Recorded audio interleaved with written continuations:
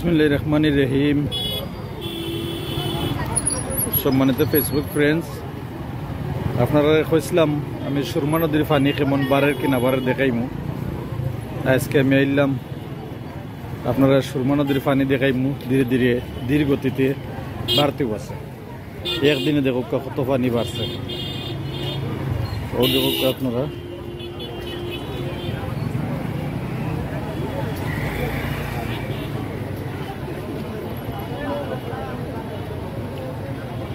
পানি কতটুকু বাড়ছে দেখো। লেকটা আসলে খুব সুন্দর। ওই দেখো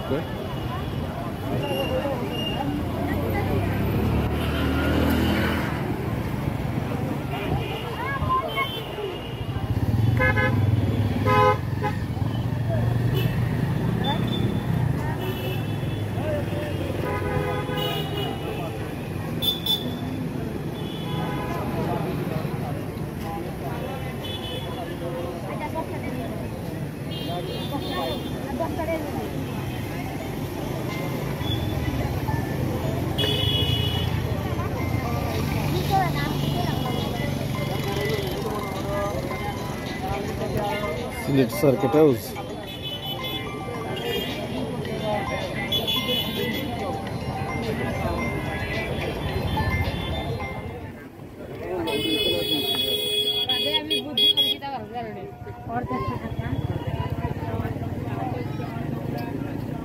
ও হাজির বাজার ব্রিজ।